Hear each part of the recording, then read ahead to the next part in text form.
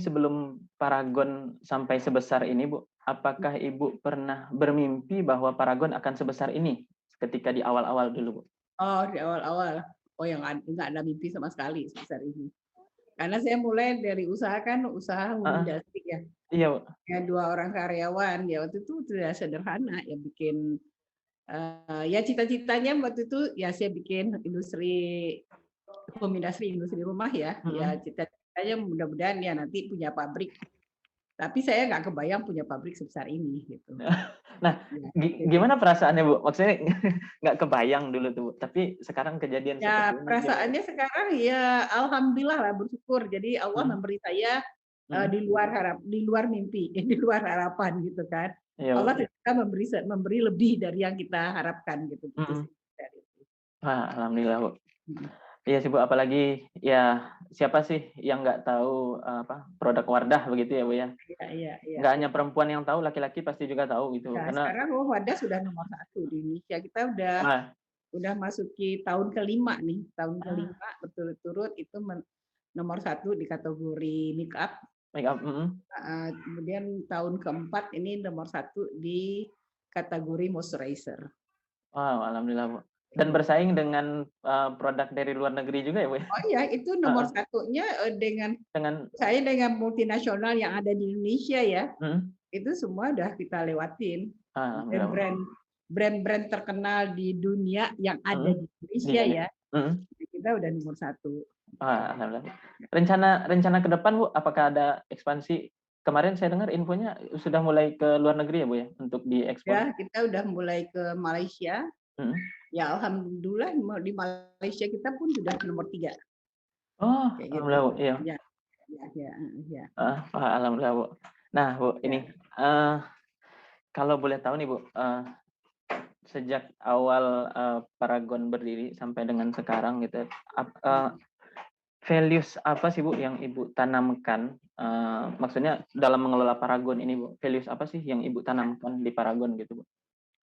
Ya, ini sebetulnya, eee, value yang kita ini kan tuh dari awal berdirinya Paragon itu kan, memang, nilai-nilai itu udah ada 5 ya, ada 5 value Mhm, yang sekarang kita kita ini kan ke semua karyawan, yaitu value ketuhanan, mmm, kepedulian, kemudian, kerendahan hati, kemudian ketangguhan dan inovasi.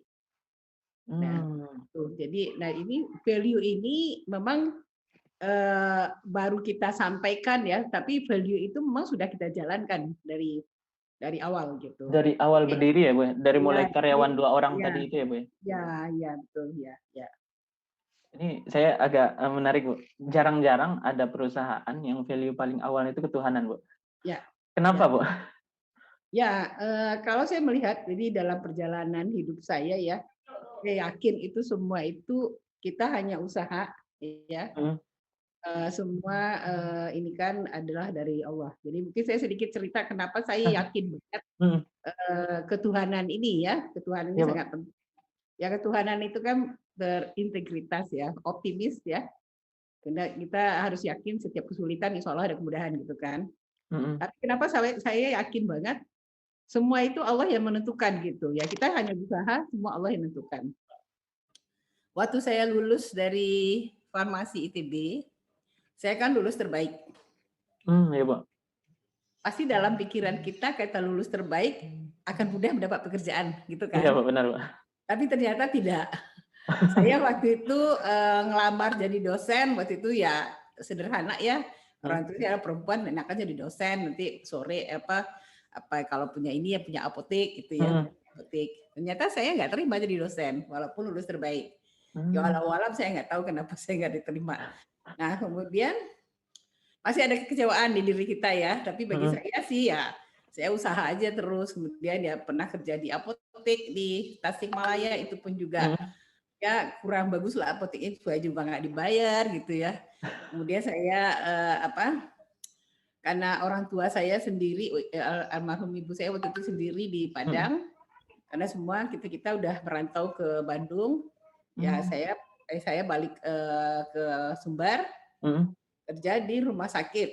di apotek rumah sakit ya di rumah sakit dia kerja di apotek sama di ngurusin itulah obat-obat di Bangsal itu ya. Mhm.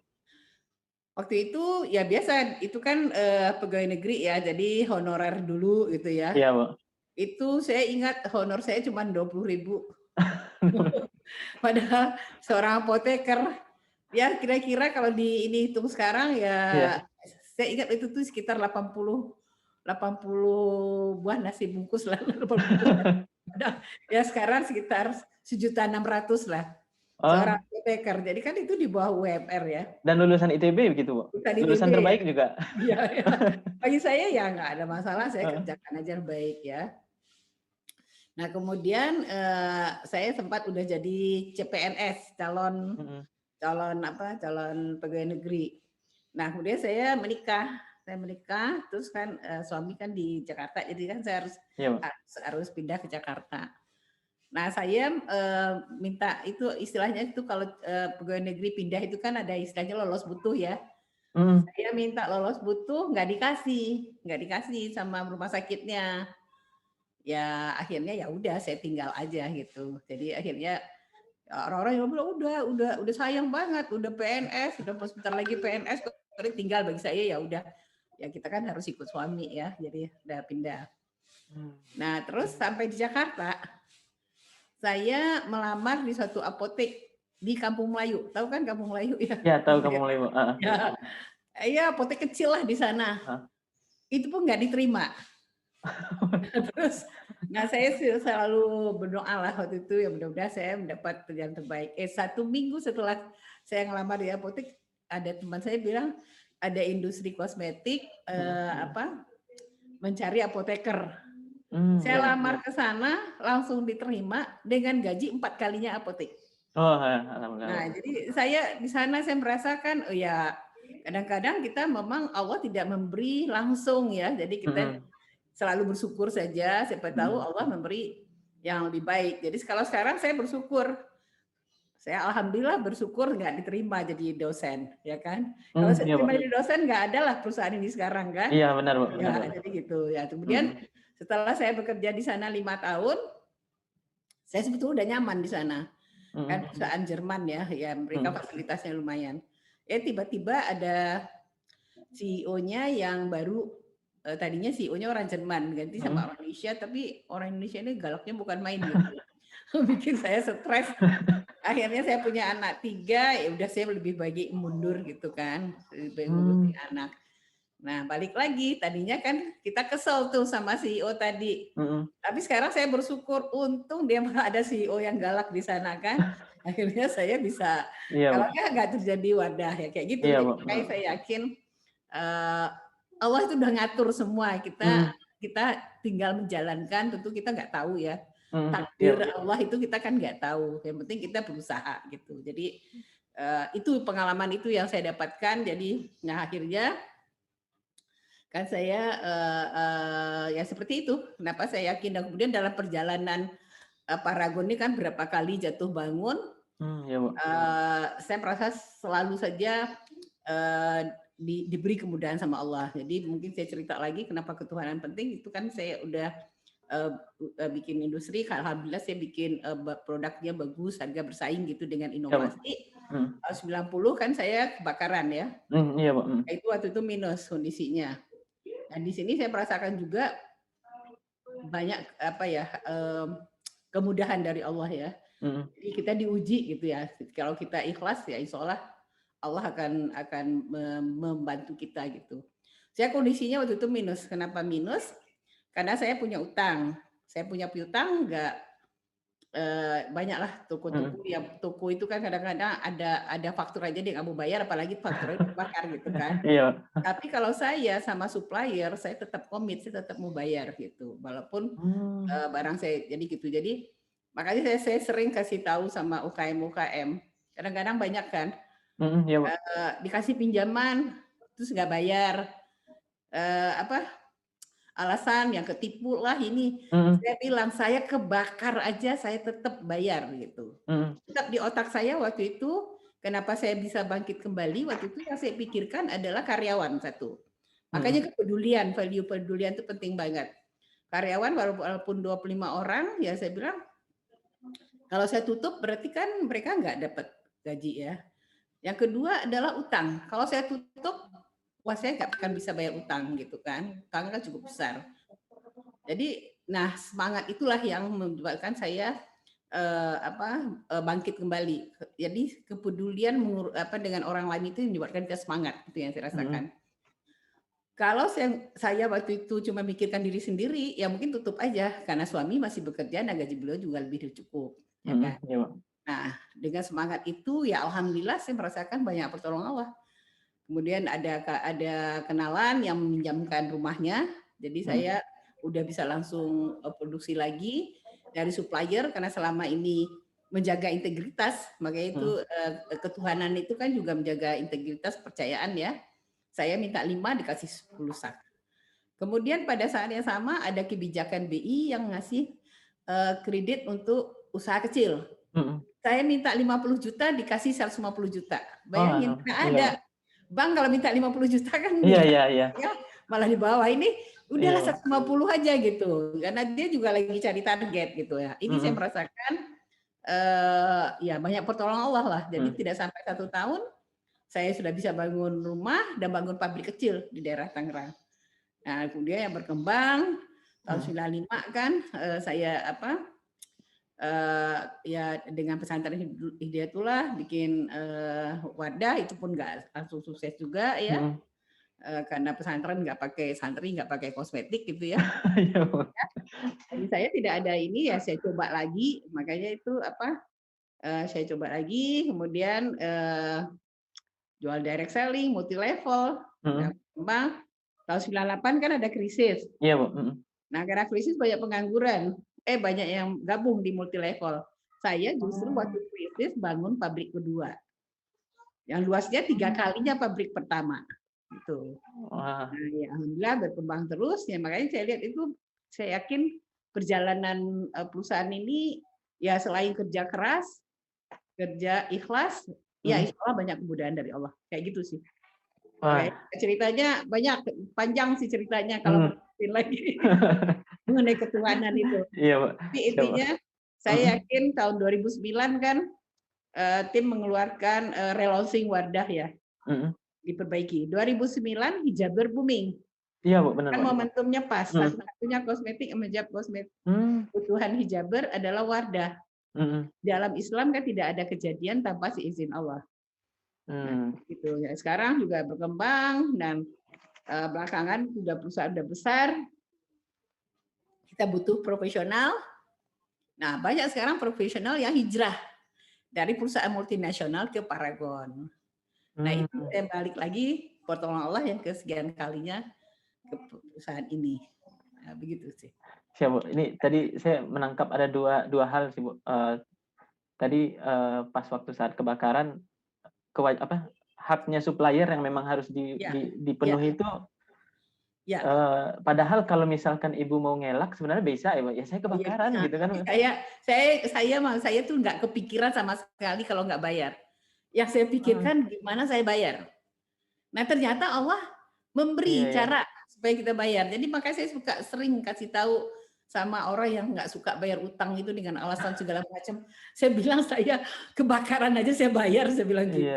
Iya, tapi kalau kita punya niat untuk bayar, ya ternyata dimudahkan sama Allah. Iya, saya nggak sampai berapa bulan karena ada pinjaman dari bank tadi yang saya bayarin semua utang ke supplier. Ya kayak gitu. Menarik, Bu, menarik, Bu. Nah, yang kedua, Bu, tadi itu mengenai values yang pertama tadi itu mengenai ketuhanan, Bu. Ketuhanan, yang kedua kepedulian kan. Kepedulian ya. Kita sampaikan. Kemudian ketiga adalah kerendahan hati, ya kan.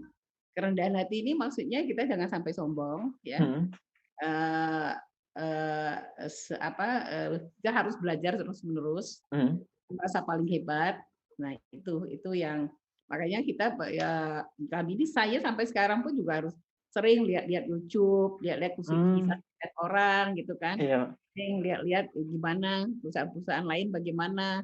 Anak-anak di Paragon itu udah budaya belajar terus-menerus gitu. Kami sampai belajar family business itu 2 tahun yang lalu sampai belajar ke Paris untuk mengenai family business. bisnis. Jadi kan berbisnis kan ada ininya juga ya.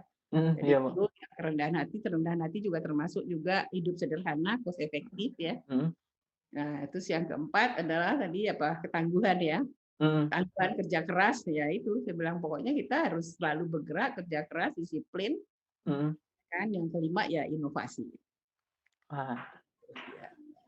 eee, saya agak takjub, kenapa, Bu? Apa? Biasanya, kebetulan, saya sehari-hari di kantor juga mengurusi mengenai values, mengenai apa, proses bisnis, sistem manajemen dan yang lain-lain gitu, Bu. Jarang jarang banget, Bu, di Yang tataran itu tadi. manajemen atas itu paham secara detail mengenai values perusahaan gitu, Bu. Oh iya karena value ini bukan jadi kan ada juga perusahaan Iya, Bu. bikin perusahaan sudah Heeh, berkembang dibikinlah value perusahaan gitu iya, kan. heeh, Kalau kami value perusahaan itu kita temukan dengan melihat mhm, perjalanan Paragon 36 tahun ini apa sih kunci suksesnya. mhm, Nah, kan kita kita lihat, oh ternyata kunci suksesnya dengan 5 value itu, gitu. Jadi value itu udah menjadi karakter gitu mhm, ya, udah mhm, menjadi iya, Bu. karakter. Ya seperti itu sih. Ah, iya, Bu. Ini kemarin kebetulan beberapa teman-teman yang kerja di Paragon juga ngomong seperti itu gitu, Bu. Jadi Mhm. apa, semacam kekeluargaannya sangat tinggi begitu kan, Ya, dan nilai-nilai itu tidak hanya sekedar, dokumentasi aja gitu, tapi ya memang ya itu boleh ketika misal dijalankan. nah Ya, dijalankan gitu ya, Bu, ya. ya betul Nah, betul. Bu, eee, ketika values-values tadi itu jika melihat ke lebih ke belakang gitu, Bu, Ya, itu Ibu dapatkan dari mana gitu, Bu? ya. Jadi, kalau saya cerita ya, ini juga kita bedah juga nih, Mhm, apa sih, kenapa sih gitu ya. iya, Bu. Nah, saya ini kan kalau saya cerita masa kecil saya kan anak keempat dari 8 bersaudara. Mhm, iya, Bu. Orang tua saya itu adalah pedagang, ya pedagang biasanya ini kan. Alhamdulillah beliau juga pedagang yang cukup sukses lah di kota kecil Padang Mhm. Panjang. Beliau juga ketua Muhammadiyah. Nah itu Padang kan, panjang ya, Bu? jadi Padang Panjang. Mhm, Jadi ya beliau sangat sosial lah. Di tahun 60-an itu zamannya susah ya tahun 60-an itu ya. Apa maksudnya itu orang makan susah apa ya inilah negara itu lagi kurang bagus lah tahun 60-an itu. Nah, itu orang tua saya ngajarin kita. Jadi satu orang tua saya bilang tangan di atas lebih baik dari tangan di bawah. Dan kemudian kita juga setiap apa ya orang setiap bulan puasa gitu ya. mhm, Waktu itu yang namanya pakaian ini susah waktu itu. Nah, orang tua saya dagang kan, beli dari Medan terus kita potong-potong 2 meter sama-sama. Jadi di sini orang tua saya apa ya memberi contoh, memberi teladan bagaimana kita membantu orang lain gitu kan. Dan mmm, bagaimana kita ya kita bergotong royong, bagaimana kolaborasi itu yang saya rasakan dari orang tua ya. Dan kemudian orang tua saya itu di tahun 60-an itu udah menyampaikan iptak dan iptek. iya, Padahal Bu, Pak Habibie baru tahun 90 ya, jadi saya merasa itu orang tua saya itu seorang visioner ya. iya, Makanya Bu, kami yang perempuan tuh semua tingkat SMP-nya masuk pesantren Dinia Putri. Jadi saya mhm, adalah ini pesantren, mhm, pesantren Dinia Putri. Jadi ketuhanan itu sudah melekat gitu mhm, di ini kami. Nah, kemudian beliau ya meninggalkan kami, saya masih SMP waktu itu. Jadi, nah luar biasa juga almarhum ibu saya, orang tua tunggal dengan 8 anak. Alhamdulillah beliau bisa mengantarkan semua anaknya perguruan tinggi. Kami alhamdulillah, Bu, 8 bersaudara, 6 orang tuh lulusan ITB. Nah, wah, satu alhamdulillah, Bu, kata yang disampaikan sama apa orang tua saya, ibu saya, kita nggak usah khawatir, setiap kesulitan insya Allah ada kemudahan. Nah ini ya apa ya, saya sampai sekarang juga bingung, kok mhm, bisa ya almarhum ibu tuh menyekolahkan kita 8 orang gitu, iya, ke Bu, Bandung pula kan, iya, ke Bandung, Bu, padahal, seorang orang tua tunggal. Ya mhm, tapi ya itu, ya ibu saya segala macam lah yang dikerjakan, tapi ya alhamdulillah ya semua dilancar sama Allah itu sih saya rasakan. Jadi, didikan orang tua itu juga ini. Jadi satu lagi, tua saya itu juga melatih kejujuran barangkali ya, ini saya mhm, coba coba. Jadi orang tua saya kan, pedagang, tahun 60-an itu kan duit inflasi ya, duit itu iya, banyak Bu, gitu. mhm, Ya, kalau ada duit tuh sampai dilaci sampai penuh gitulah. Sama orang tua itu disilahkan mau ambil jajan suruh ambil sendiri. Tidak satu anak pun yang mengambil melebihi kebutuhannya. Dan itu saya coba juga ke Hmm. anak saya. Udah kalau Hmm. udah SMP ngambil sendiri dari dompet. Mereka tidak satu pun ngambil melebihi kebutuhan. Jadi di sini mengajarkan kejujuran dan tanggung jawab. Wah, menarik. Jadi memang, values-values yang, diterapkan di Paragon ini sendiri, ya secara kalau kita tarik itu didapatkan dari pendidikan keluarga, terutama dari Ya, ibunya Bu Nurhayati gitu ya, Bu, ya? ya, ya. Nah nah, Bu, kalau pembelajaran yang paling penting dari orang tua Ibu itu kalau saya tangkap tadi itu yang pertama mengenai ketuhanan ya, Bu, ya? Terus Tuhanan, ya kepedulian, kemudian ya, heeh, dan juga kejujuran tadi juga ya, Bu, ya, ya? ya, itu masuk kejujuran masuk dalam ketuhanan ya. Heeh. Ya, Nah ya. nah menurut Ibu nih, Bu, jika direfleksikan dengan anak muda sekarang gitu, Bu. Nah, Hmm. menurut menurut Ibu, pendidikan yang seperti apa yang dibutuhkan oleh anak muda sekarang gitu, Bu? Jika merefleksikan dengan, apa yang sudah Ibu dapatkan di masa lalu gitu, Bu? Jadi saya itu sebetulnya terinspirasi juga dari ini apa ya? Maksud saya refleksi ya ke depan. Mhm.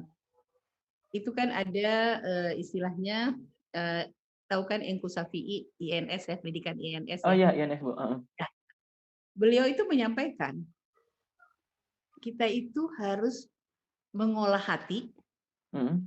mengolah pikiran, baru mengolah tangan. Jadi Mmm, mengolah hati itu dari mana? Mengolah hati itu kan dari ketuhanan dan kepedulian. Ya, iya, jadi Pak, yang mhm. penting itu anak muda itu ketuhanan dan kepedulian itu ngolah hati dulu nih. Jadi nggak bisa kita suruh saja, harus hatinya dulu nih. Mmm, Nah, jadi saya suka sampaikan kalau kita mau bikin usaha coba kita luruskan niat. Kita bikin usaha tujuannya apa? Ya kan? Cobalah kita bikin usaha bukan hanya sekadar cari uang. Tujuan usaha adalah bagaimana bermanfaat untuk orang lain. Itu membuat kita semangat. iya, Nah, Pak, itu diolah. Jadi akhirnya kita optimis gitu. mhm, Kalau kita hanya sekadar untuk cari kita, kalau udah misalnya udah dapat segala macam, terus mau ngapain lagi? Ya kan? iya, Pak, Udah selesai akhirnya berfoya-foya nggak jelas gitu kan. mhm, Terus pamer-pamer segala macam gitu kan. mhm, Akhirnya iya, Pak, usahanya nggak jalan. Tapi kalau kita tujuan usahanya adalah bagaimana hidup kita bermanfaat untuk orang lain. Jadi itu olah hati dulu nih. Nah, kalau kita tujuannya bermanfaat untuk orang lain, itu membuat kita selalu semangat. Itu yang saya rasakan kan begitu saya tadi kebakaran, yang saya pikirkan kan adalah orang lain, bukan saya. Jadi mmm, kadang-kadang suka ada yang nanya kan gimana sih kita selalu semangat? Supaya kita selalu semangat coba deh kita pikirkan orang lain. Nah, itu yang membuat kita semangat. Jadi kita rasakan ya kita mhm, bahagia bisa membahagiakan orang lain, bahagia kita membantu orang lain. Itu membuat semangat kita nggak pernah habis. Saya sekarang umurnya udah 71 tahun, oh 17 tapi serius, Bu? iya, serius. Saya nggak pernah kehilangan semangat. Anak saya juga nanya, "Kok nggak pernah bosan sih ngurus usaha 36 tahun dari dulu?" Saya bilang, "Nggak pernah bosan, karena tujuan saya bukan cari uang untuk saya cari Iya, uang untuk orang banyak." Jadi kan makanya mhm, visi perusahaan itu adalah bagaimana perusahaan berkembang terus-menerus mhm, sehingga bermanfaat untuk orang lain. Itu yang membuatkan kita selalu semangat. mhm, Saya juga sampaikan ke tim, jangan hanya di sini bekerja sekadar cari uang. Cobalah kita rubah mindset kita, karena di Paragon ini banyak sekali kita ngasih bantuan. iya, Jadi Pak, benar, Pak, mhm, yang memberi target kita adalah orang yang kita bantu. Coba bayangkan kalau perusahaan ini turun kan kasihan mereka nggak dapat bantuan gitu. mhm. Jadi semangat itu juga udah terbentuk di tim. Jadi bukan hanya sekadar cari uang gitu. Jadi ya saya anggap aja ini bekerja di Paragon ini dianggap sebagai ibadah gitu. Wah, alhamdulillah, Bu. Nah, ini Ibu karena, menyebutkan tadi kepedulian Ibu ya, saya tertarik lagi, ketika awal pandemi kalau nggak salah, Bu. Mudah-mudahan ini, tidak untuk ria, Bu, mudah-mudahan, Bu, Ya, ya, tapi mungkin untuk kita dapat pembelajaran gitu, Bu. ya, Tadi Ibu juga menyampaikan bahwa ketika awal pandemi, Paragon juga terdampak begitu ya, Bu, ya. Dan ya. pas di awal pandemi itu saya masih mendapatkan berita itu Paragon kalau tidak salah berdonasi yang cukup viral waktu itu, Bu. Nah, Iya, betul, ya. itu, Ya, eee jadi